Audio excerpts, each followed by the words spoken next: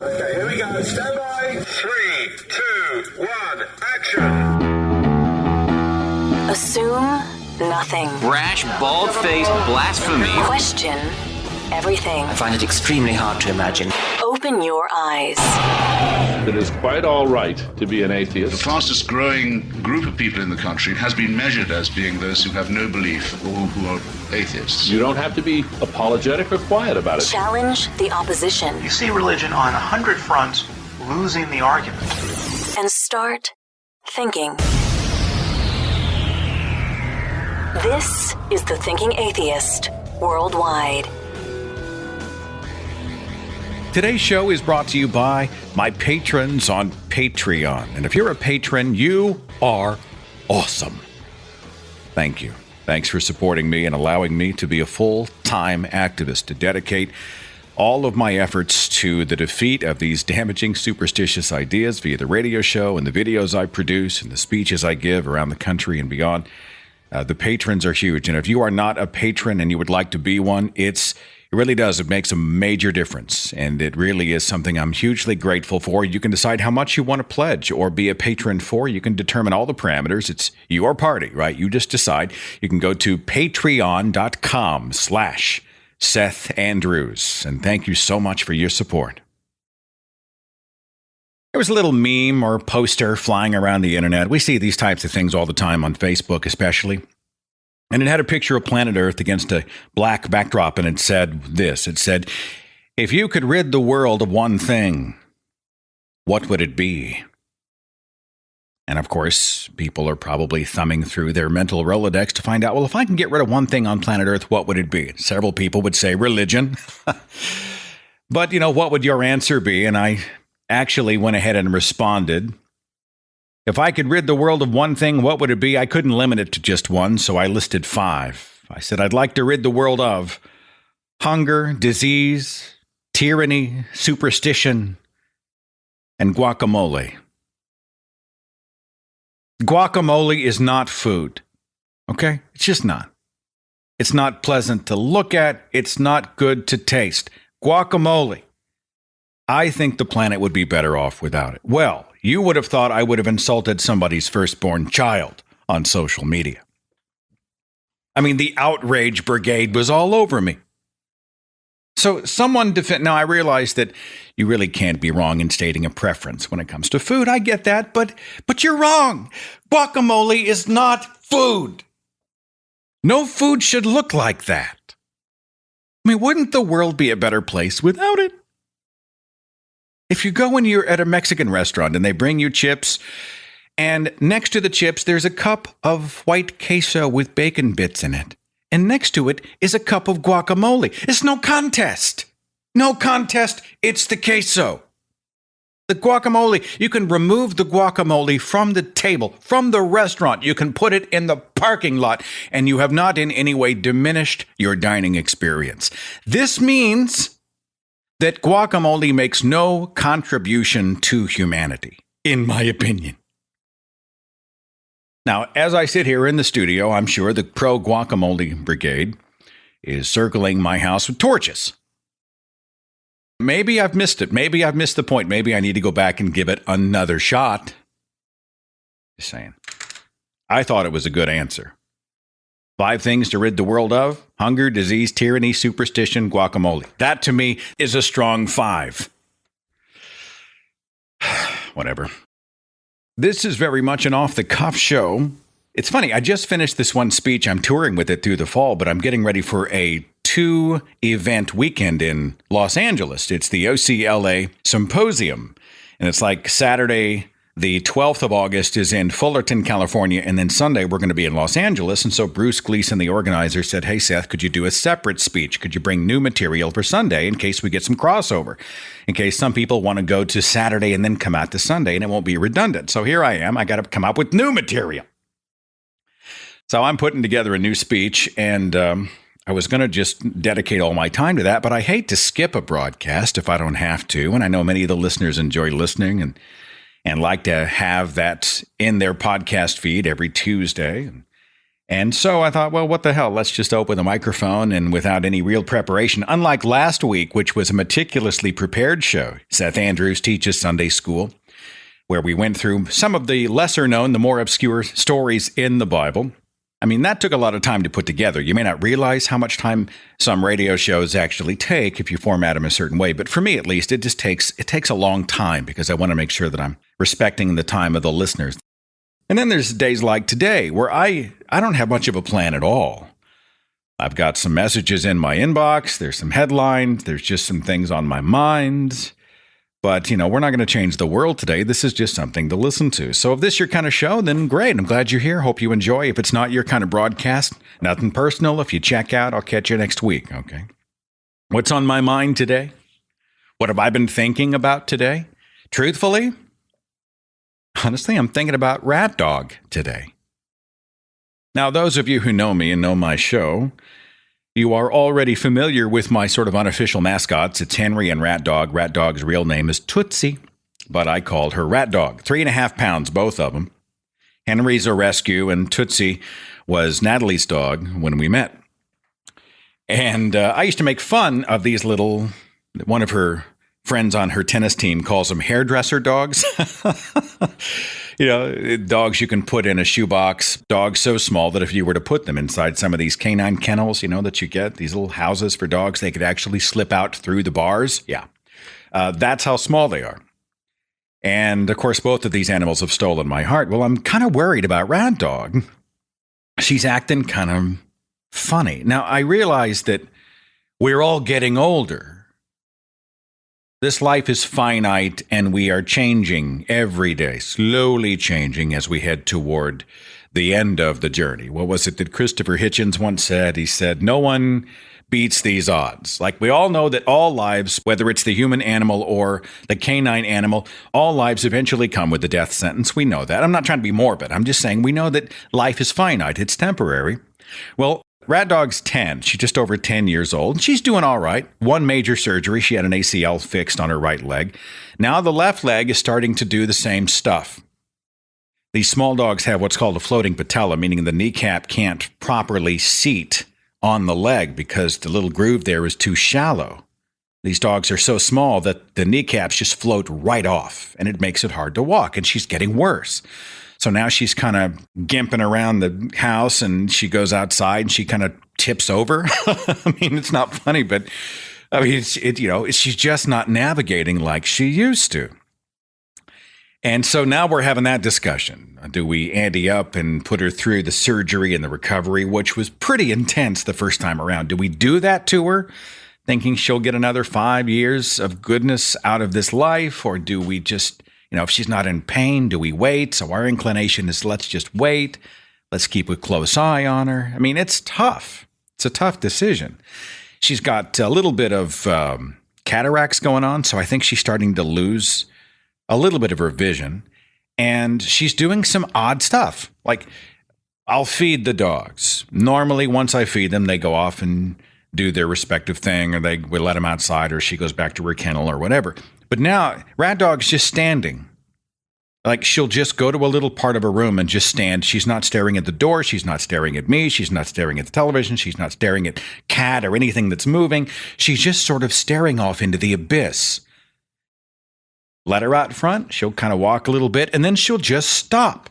She doesn't sit. She doesn't look like she's looking at anything. She just is.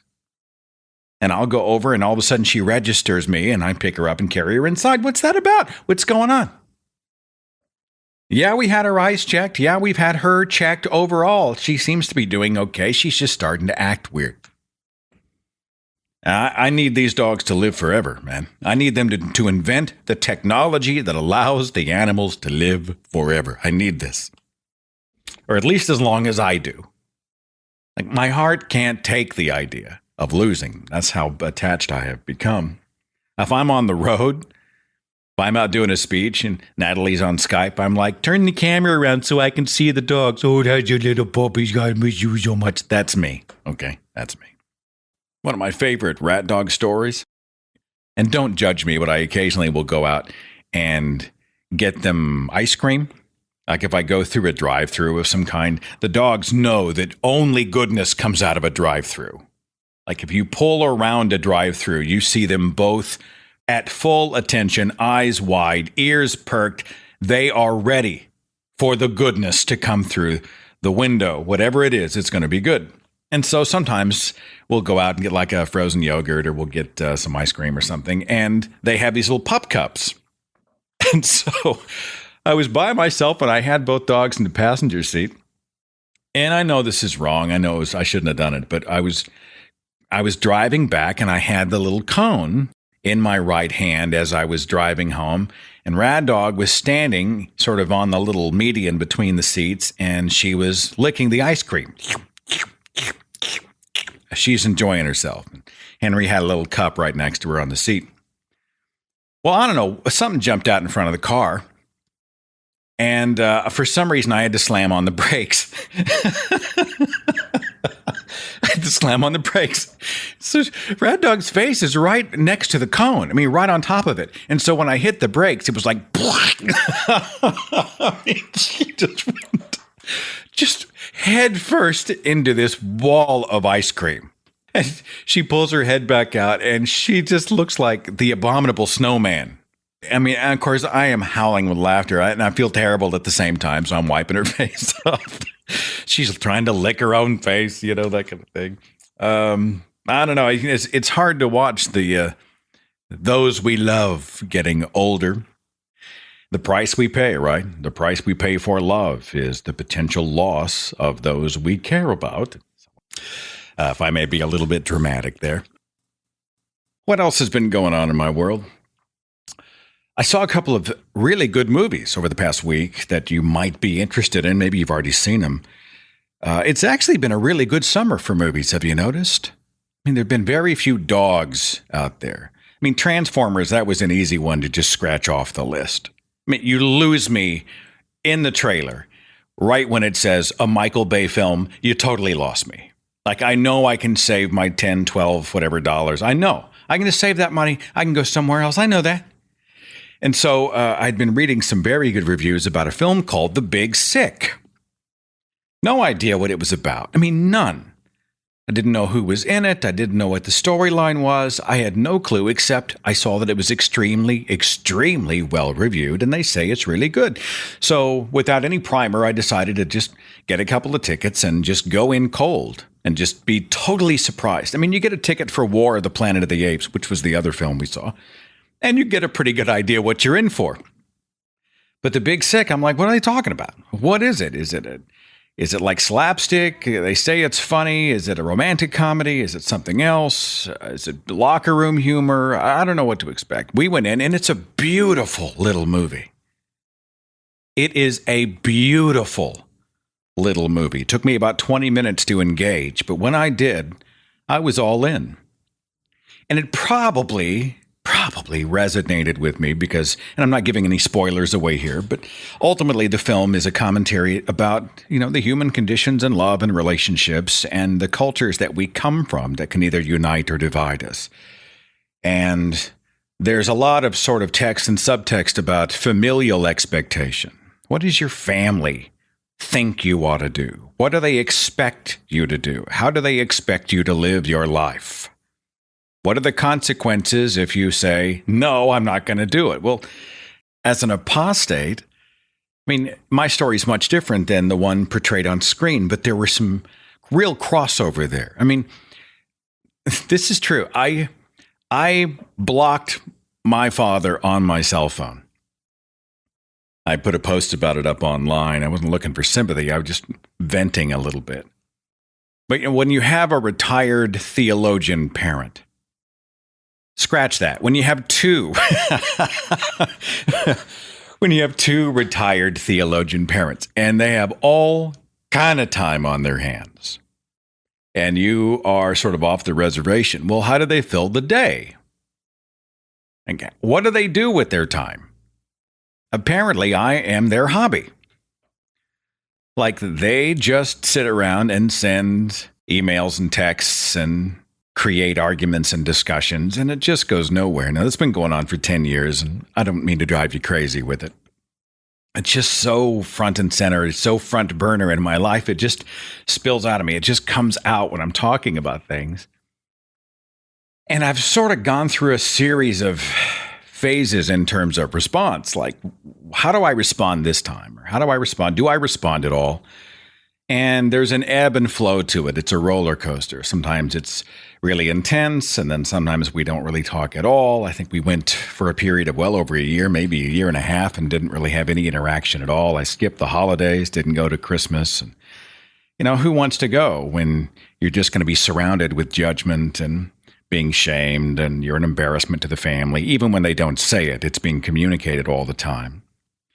And I'm always giving the advice about boundaries. Boundaries. You should set boundaries in your life. You get to determine the effect of your life. You get to determine who you are and what your goals are and who you love and what you want to pursue and what your value system is. And your own pursuit of the evidence and truth, that belongs to you, and no one else gets to guide it. I'm great at giving that advice. I'm really not great at taking it.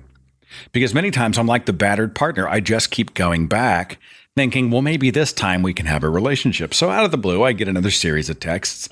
And in the past, I've tried arguing data and facts and the evidence. Well, that doesn't work.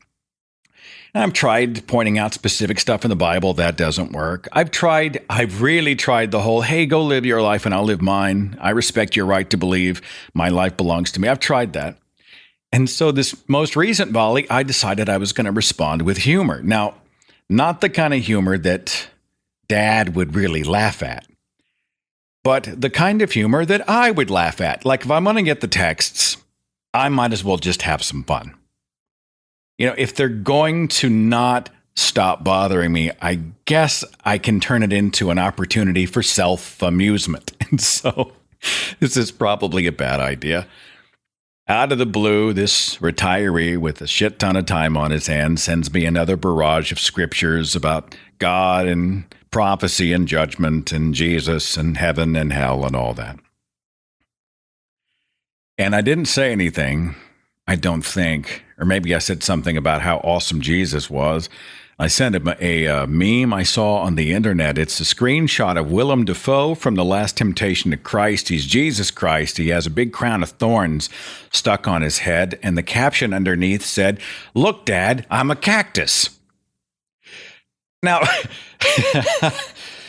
I enjoy Jesus. I enjoy making fun of Jesus. I enjoy making fun of the devil. I enjoy making fun of the sacred. For me, the stuff that used to just terrify me and the stuff I thought was off limits and it controlled my life, these are the things I like to make fun of the most. Because it's my way of defying the control that they tried to exert over me.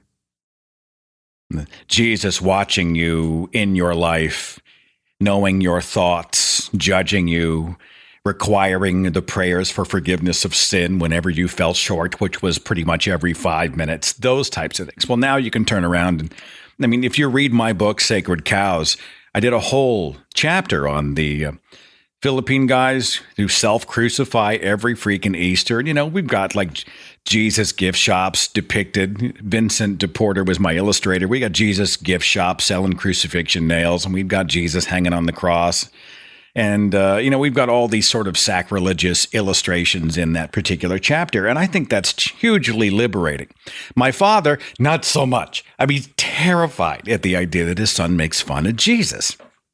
And so he sent me another barrage of scriptures. I sent him the next Jesus meme. It's Jesus praying by himself, right before the crucifixion. And the caption says, "Hey, God, it's me, you."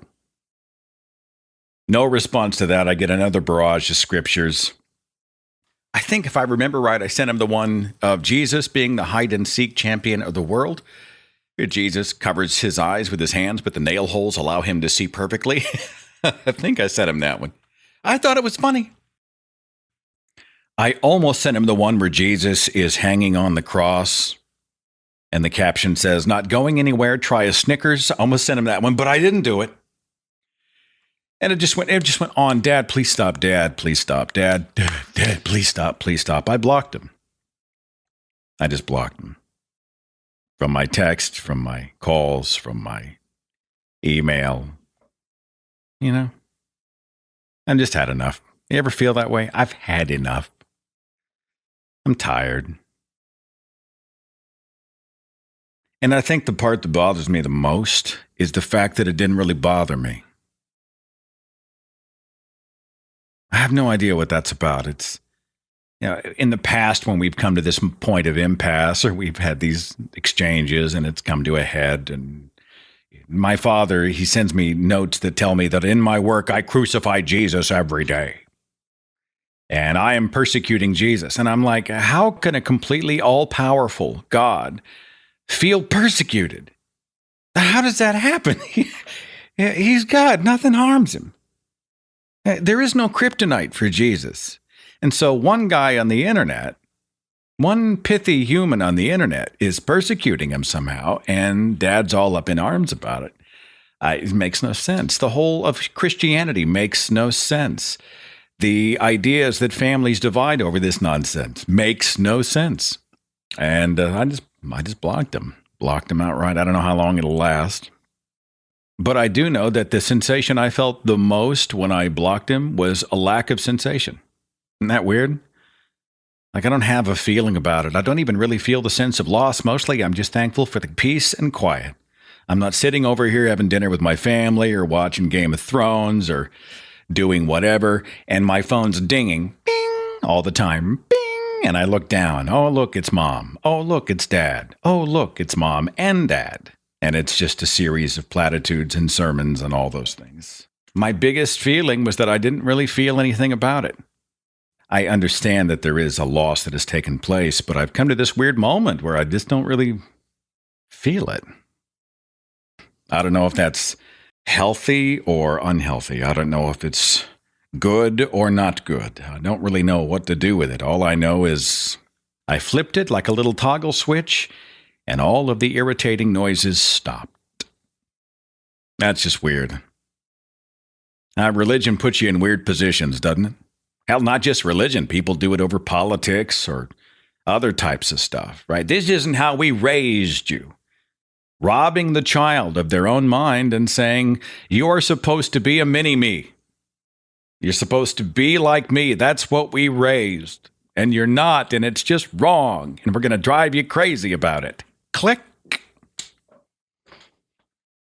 Whatever. Didn't mean to get off on that tangent. It's just what was happening.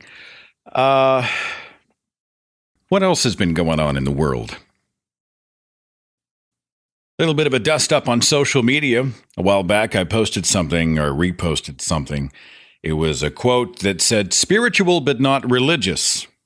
It's an idiom that relates to people who prefer to make up their own stuff rather than believe stuff others have made up. Well, I guess this is kind of a hot topic. Like, I'm not religious. I don't hold to religion, but I am spiritual. Maybe we should do another show and focus more on this question.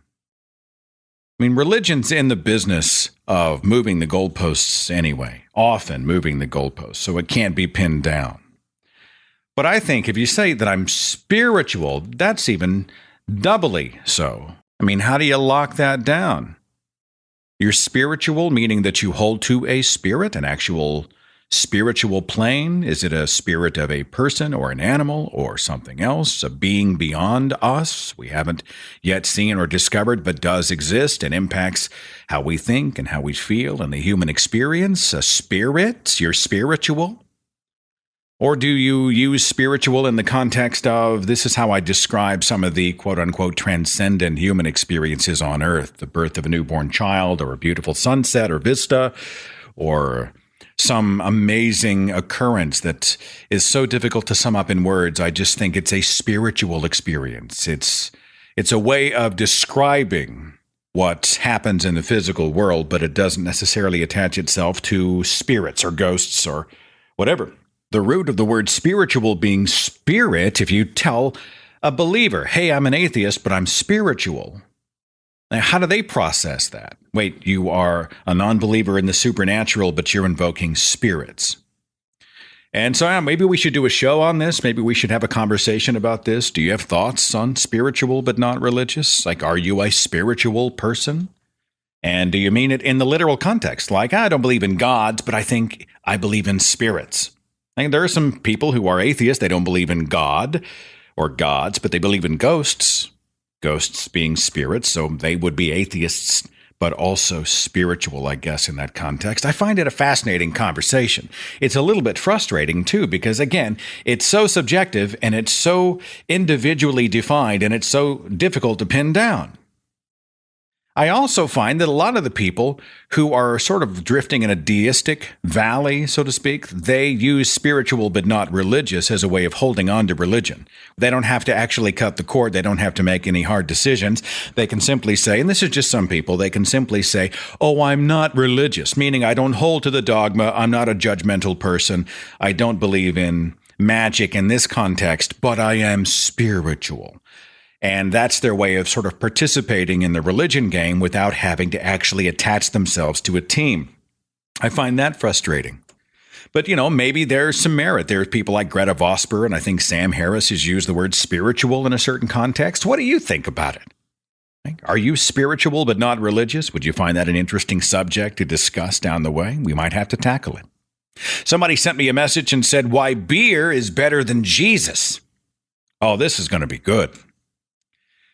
Why beer is better than Jesus? Number one, you can prove you have a beer. Number two, if you devote your life to beer, there are groups to help you stop. Number three, nobody has ever been burned at the stake, hanged, or tortured over their brand of beer. Number four, you don't have to wait 2,000 years for a second beer. Number five, no one will kill you for not drinking a beer. Number six, when you have a beer, you don't go knocking on other people's doors to give it away. And number seven, beer won't tell you how to have sex. And they got a point. Beer, better than Jesus. You know what? I should have sent the why beer is better than Jesus to my dad. It's a missed opportunity. Denver Post published an article just this month, and I'm not making this up. It says these Coloradans say Earth is flat and that gravity is a hoax, and now they're being persecuted. Now, when I first saw this, I figured it was something posted or published by David Avocado Wolf, right? He's the guy who thinks that gravity is toxic and that mushrooms flew here on the cosmic wind. And I think he said chocolate is an octave of sun energy, those types of things. You expect that from David Wolf. Well, apparently the flat earth movement is on the rise. This tells us almost everything we need to know about science education in the United States in the 21st century, doesn't it? I mean, not only do we have to deal with the anti-vax crowd, we have now people who are saying that we should distrust science's revelation that the earth is not flat. Let me just read part of the article from the Denver Post. This was posted on July the 7th by Graham Ambrose. Every Tuesday at 6 p.m., 3 dozen Coloradans from every corner of the state, 3 dozen, like only 36. Well, that's encouraging. 3 dozen assemble in the windowless back room of a small Fort Collins coffee shop. They have met 16 times since March, most nights talking through the ins and outs of their shared faith until the owners kick them out at closing. They have no leaders, no formal hierarchy, and no enforced ideology save a common quest for answers to questions about the stars. Their membership has slowly swelled in the past 3 years, though persecution and widespread public derision keep them mostly underground. Many use pseudonyms or only give first names. They mention the group's founder, John Vinuk, who lives in Fort Collins.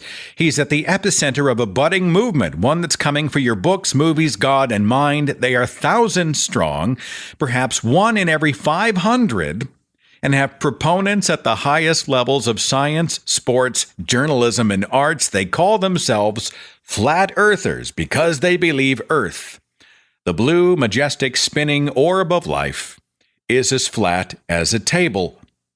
And they want you to know because it's 2017. Vinuk says this is a new awakening. Some will accept it, some won't, but love it or hate it, you can't ignore flat Earth. Now, lest you think I am crazy or making this up, allow me to share with you the story of a billboard that went up last month in Philadelphia. It made news. It was featured on the CBS affiliate in Philadelphia about a billboard. Sandwiched between two insurance ads, there is a billboard that reads, "Research Flat Earth." The man who purchased the billboard, whose name is Matt Powerland, he says NASA pictures and videos of the curved Earth have been faked. All part of a CGI augmented reality. And the spacewalks were mostly done in desalinated water tanks. Now, who took this guy's money for the billboard? Like, who said, okay, but you got to pay me in cash or in advance, right? Somebody took his money and put the billboard up. Did you guys see that post on Twitter? Which apparently was unaware of the irony, as it posted that the Flat Earth Society has members all around the globe. I fear for the species. I fear for the species. What else is going on? Catholic Church made the news recently. All the shit that's going on with the Catholic Church. Cardinal Pell finally returning home to Australia to face sexual abuse charges, and it's about damn time. Is that what the church is talking about? No. No, that's not what the church is concerned about. The church is concerned about gluten-free bread being used for communion wafers. That's the crisis which must be immediately addressed.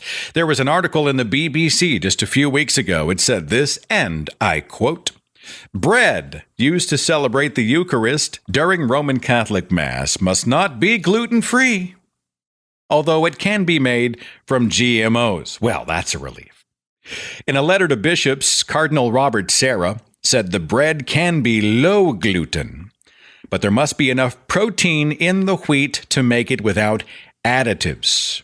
They said they needed these new rules because the bread now sold in supermarkets and on the internet is often gluten-free, and this would not please God. They believe in transubstantiation, remember? They believe that at the moment that you put the wafer and the wine in your mouth, they transform into the flesh and blood of Jesus Christ, which is not in the least bit creepy. Oh, cannibalism. Have you seen that meme on the web that says, "Eat Jesus, one cracker at a time"? Well, the wine has to be used from natural fruit of the grape without any impurities and corruptions added. You can't mix the grape juice with other substances. Apparently, God can't transform or won't transform those liquids into his own blood. No, it has to be natural wine. And you can't use gluten-free bread. It has to have gluten in it. You have got to be shitting me. The BBC article said that this ruling was issued at the request of Pope Francis himself. And there are over 1 billion Catholics on planet Earth who apparently don't think this is insanity.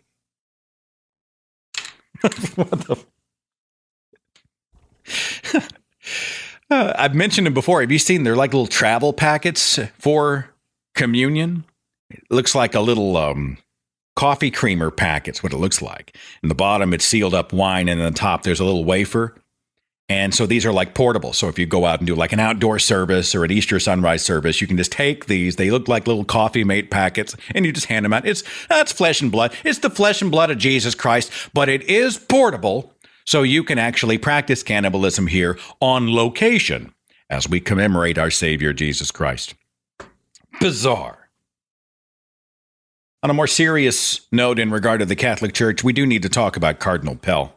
Cardinal Pell is 76 years old. He's the treasurer of the Catholic Church.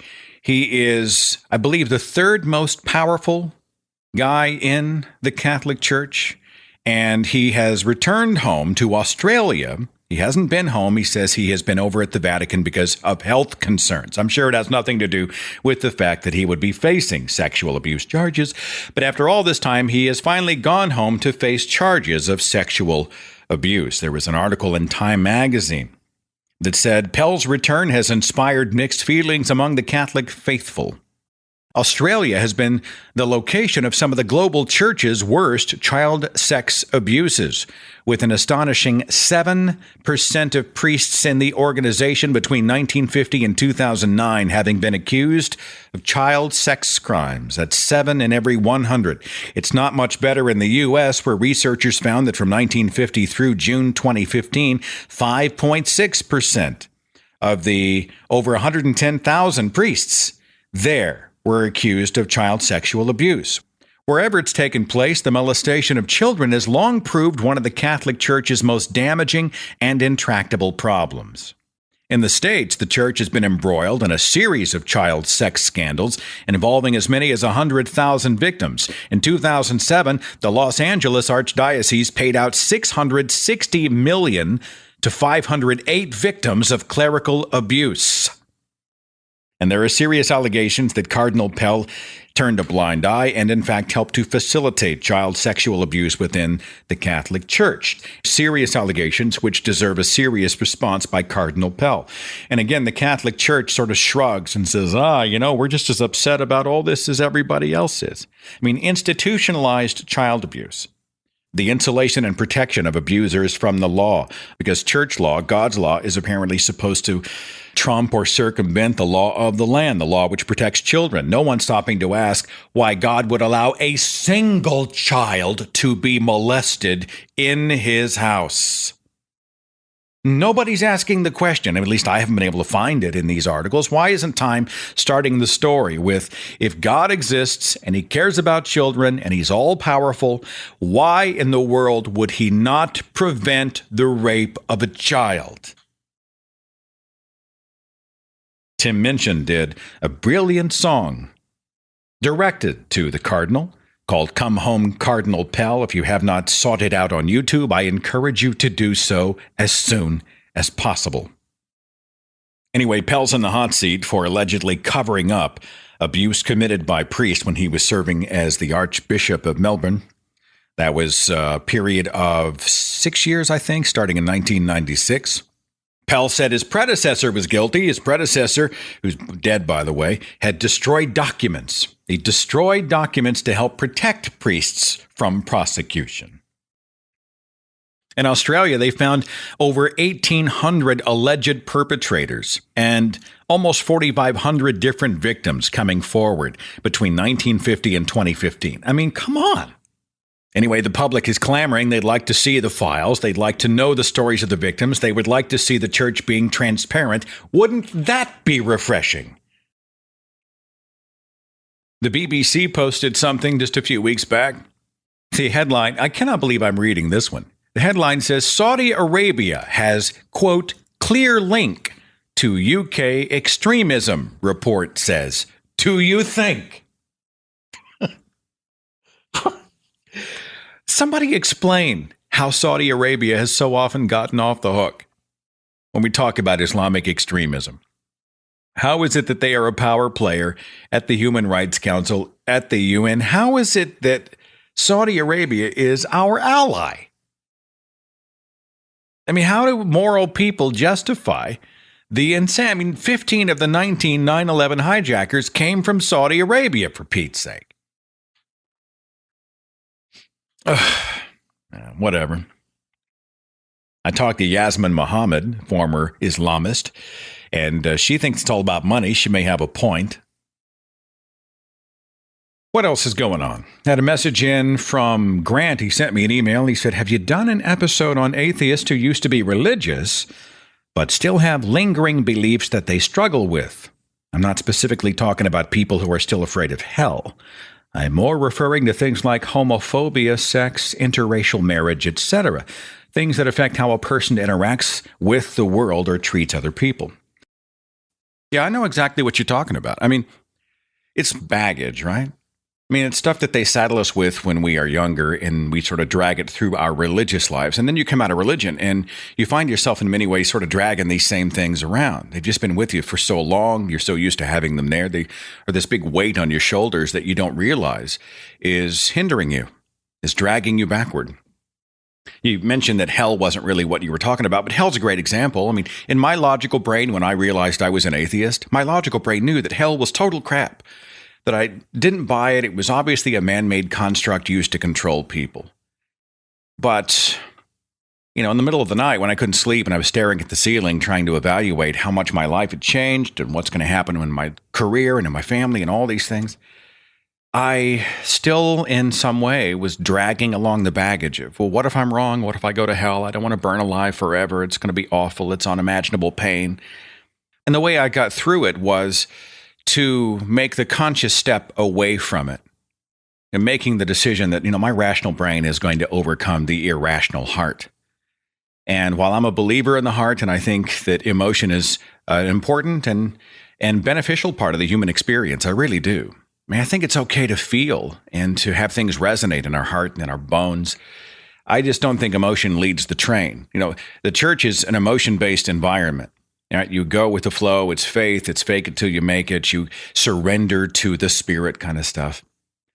But when you're a rationalist or attempting to be a rationalist, emotion does not go first. So when I'm terrified of hell, I can make the conscious choice that, what? I'm not going to accept hell. The premise of hell pitched by the pastors and the pundits and the apologists and all these people. I'm not going to do that because logically I know it makes no sense. And I made a conscious step away from it. And the more I did that, the easier it became. It was like exercising a muscle. The more I exercised the muscle, the stronger it got. And this is true with so many other things. Prejudices I didn't even realize I had. Like I was raised in a white bread, corn-fed Midwestern home where on the surface, in the lessons they told us, the lip service they gave us, the scripture verses they taught us, the color of your skin doesn't matter. God only cares about the heart. This is the stuff they would say at the shallowest surfaces of these conversations. But I'll tell you, looking back now, let's say I'd been a junior in high school and I told my parents, I met and fell in love with someone and I'm taking her to prom.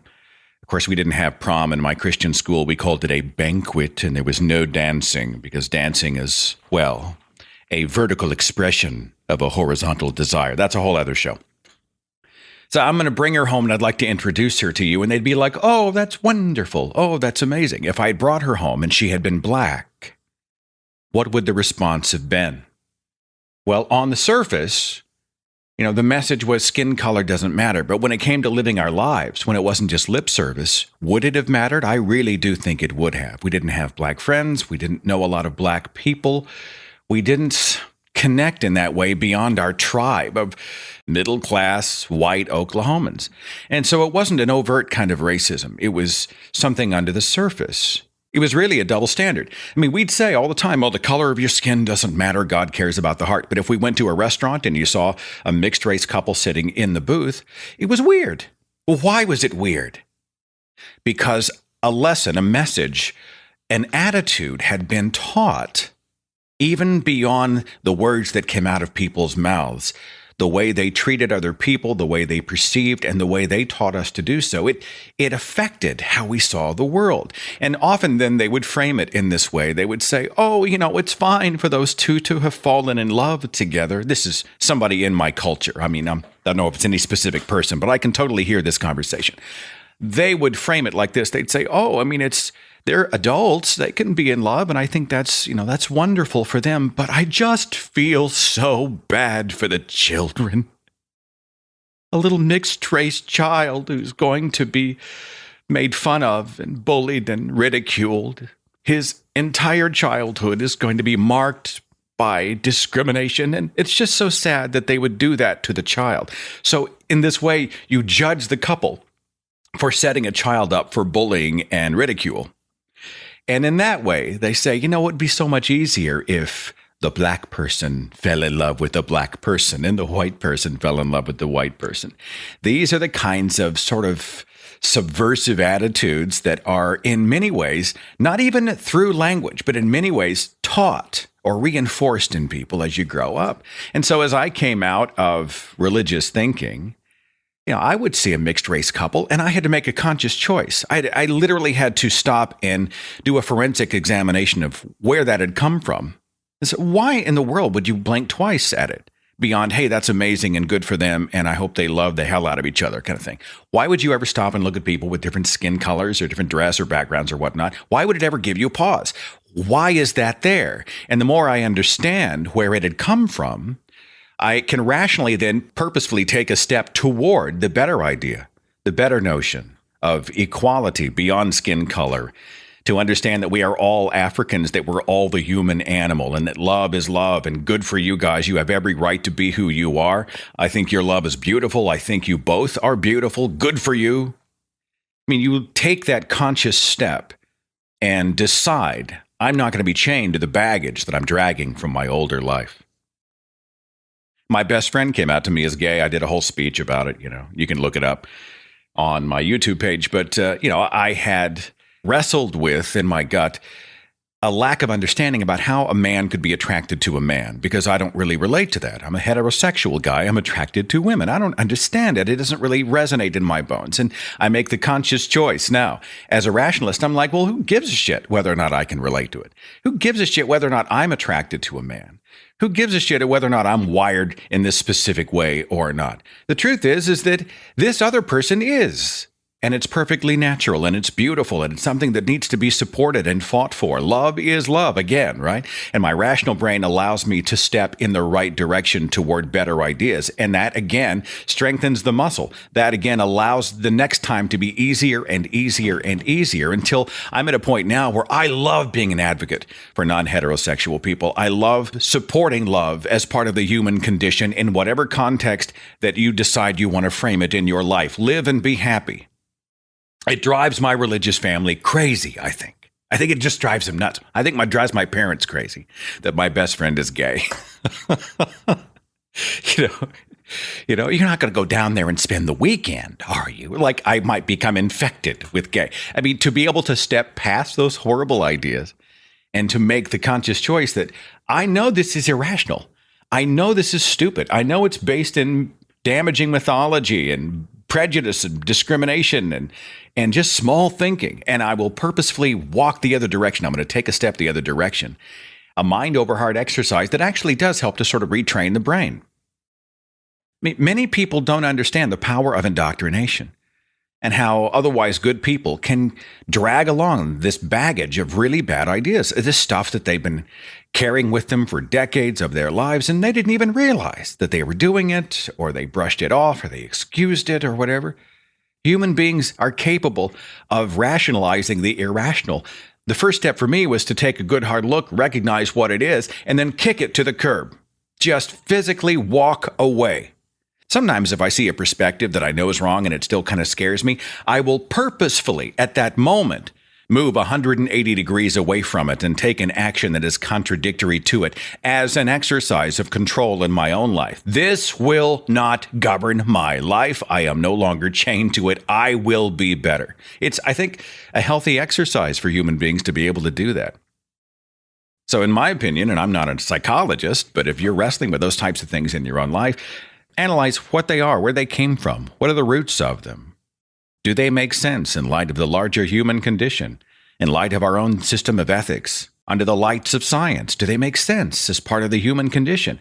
And if they're irrational, we can actually understand, we can realize that, and we can purposefully exercise mind over heart and take a step in the right direction toward better attitudes and ideas. That was my solution. Like Corey and I didn't lose a year of our friendship because he was gay. Corey and I lost a year of our friendship because I realized I was a bigot. He wasn't the problem. I was the problem. When I walked into a room or a situation and I felt discomfort in my heart, in the church we used to say, in my spirit, I felt uncomfortable in my spirit. Why was that? Was the problem them? Was the problem me? 9 times out of 10, the problem was me. I had damaged attitudes and ideas about the world I was interacting with, and I had to adjust me. I had to fix me because they weren't broken. If you can come to that point in your life, it's a liberating and wonderful place to be. Diane sent me a message. She said, I saw you a couple of years ago in Charlotte. I've been thinking about something you said. You talked about the dilution of religion towards atheism. That is, as time progresses, religions will actually evolve or devolve into more moderate versions of themselves or morph into something else, New Age or spiritual. I think this would be an interesting discussion. How people are reluctant to take that final step and give up that last bit of relief. And are these shreds of religion as detrimental as a more defined religion. Well, we may have to do a show on that. I would much rather have deists around me than theists. I'm not nearly as bothered by the I'm not religious, but I am spiritual people. Quite frankly, those people are very passive in terms of passing legislation and infecting science textbooks and indoctrinating children. Quite often, they just hold a warm, fuzzy belief about something out there. There are some people who are proactive, theocratic, global missionaries, and they're out there pounding at the pulpit and scaring people with hell and trying to sell a Ken Ham version of the creation of the world. These people are much more dangerous in my mind than those who are at the other end of the spectrum who just think, I think there's something out there somewhere. It is an interesting thing to watch people step away from fundamentalism. And this is the scale I think I used when I was speaking in Charlotte, Diane. Someone's a fundamentalist. Let's say I'm a fundamentalist, okay? I'm a true blue Bible believer. The Bible's literally true. And then maybe I listen to the show we did last week, which brings up some pretty problematic stuff. The wedding dowry of foreskins and the execution of babies and slavery and all that. And so then I say, well, maybe some of it was for yesterday and some of it's for today. Not all the Bible's relevant for today. And maybe I go deeper into some of this stuff, and then I say, well, only part of it is literal. Part of the Bible is metaphor. They're stories that we're supposed to learn from. They're parables. And then maybe I look into the historicity of Scripture and how we can't validate who wrote any of the books and how they clash against science and the evidence. And I say, well, I'm a Christian, but I don't necessarily hold to the Bible. Now, this is a fun one for me. The Bible is the foundational book for all of Christianity, which tells the story of human origins and the Jesus story. This is the blueprint. This is the foundation for all of Christianity. I say, I don't buy the Bible, but I'm a Christian. This has always been a weird one for me. And then I go a little further off the reservation and I say, well, I believe in Jesus, not the angry Jesus. My Jesus is different. So now I'm giving Jesus characteristics that I have ascribed to him. Like I'm painting Jesus with my own brush. Well, Jesus may not be the only God. Maybe there are some other gods, or Jesus is those gods. I'm stepping further and further and further away from the center of my own faith until finally I come to a point where I say, I think there's something out there. I think there's a God, and he'd never send us to hell, and he's not going to judge us, and he doesn't really interact in our lives. I just, something made the universe. Something's out there. I see complex things, and I see patterns, and there's a lot of beautiful stuff, rainbows and pretty birds and beautiful babies born, and it's all overwhelming to me. I think there's something out there somewhere, and people like to drift in that little zone for the rest of their lives because the implications of taking the next step are pretty serious. If you take another step, you start to say, maybe there's not someone or something out there, and that's terrifying for a whole lot of people. The idea that there may not be a master plan, everything may not happen for a reason. There may not be a grand design. There may not be somebody else in control. People like to lean on authority figures. What happens if it's just us? It's scary. Some people are so desperate for a reunion in some happy place after they die that the idea of letting go of that happy place, right? If you let go of God, you let go of heaven. You let go of the afterlife. You let go of this reunion with your spouse, your children, your grandfather, your grandmother, your best friend, the people you loved and lost in this life. I mean, that's hugely attractive to a lot of people. It's terrifying to lose that. And so they just drift in this sort of deistic membrane for the rest of their lives. And those people are largely not the people who are running for public office on a religious platform. They're not pining for taxpayer money to pay for religious schooling and homeschooling. Climbing over and dancing on the church-state wall. Most of the time, the people that I've met who live in that deistic area, they don't go to church. They don't really care too much about specific religious teachings or beliefs. They just occasionally wear God on their lapel like someone might wear an awareness ribbon. Now, it looks pretty. It makes you happy. It doesn't really mean much. Doesn't really change anything, but it's there, and I'll wear it. That's how a lot of these people live. I mean, I do find the psychology of it interesting, the fact that people are often so reluctant to take those final steps, because in my mind, I think if you can take your steps away from those final steps out of a belief in an other with a capital O out there, it allows you even more to be able to focus on the human condition, our fellow brothers and sisters here on planet Earth, human problems to human solutions. You can really focus on the real world. And I find it tragic that so many people are desperate to stay locked inside magical thinking when they don't have to. You don't have to have that. You don't have to believe in an afterlife to enjoy this life. You don't have to believe you will have a reunion with your loved ones to love and enjoy your loved ones. You don't have to believe there was a grand creator in the universe to be able to feel awe and wonder about the universe. In fact, many times superstitious magical thinking cheats us of the opportunities we have to really be the best we can be in this life. I guess I've blathered on enough for this broadcast. Just talk about random. Just a random show. Hopefully it's been enjoyable to listen to. Thanks for being here. Thanks for listening. Thanks for being such a positive part of my life. Thank you for reminding me that I am not alone in my skepticism of religion. I bitch and moan a lot about family, the religious family. It probably gets old to hear, but I mean, you have no idea how important and amazing it is to be able to be among fellow skeptics. To be able to take the journey along with other people who are, they're taking that step I talked about away from the irrational parts of ourselves and toward better ideas and trying to live with less judgment, more acceptance, more love, better ideas about the human condition, the rejection of these damaging mythologies and these things that were designed to chain people, keep them in a box, to be able to be a part of a movement, despite its flaws, to be a part of a movement that's doing that kind of thing it's huge for me. To be part of a family of people who can all come together. I mentioned I'm preparing this speech. In fact, I'm about to jump right back into the preparation of this speech for my California run for Los Angeles coming up in August. But for any of the events coming up, I'm going to be in St. Louis in just a few days, and we've got Louisville, Kentucky, and Orlando, Florida, some other stuff, to be able to come together with people who are fellow skeptics. Many of those people have commonalities with me in how they sort of escaped these damaging dogmas and all this insanity. And now we can all come together and we can sort of laugh about it. We can high five and hug, and we can support each other in our commitments to trying to be better people, live better lives, pursue better ideas, hopefully have a better future. I mean, that's huge for me. So thank you. Thanks for everything you are and do for me and for others in the Thinking Atheist community. It is huge. Have a wonderful week, and I'll see you back here next Tuesday as we do it all over again on the Thinking Atheist Radio Podcast. Take care. Follow The Thinking Atheist on Facebook and Twitter. Watch dozens of original videos on the Thinking Atheist YouTube channel. And visit our website for resources, links, contact information, the editor's blog, and more.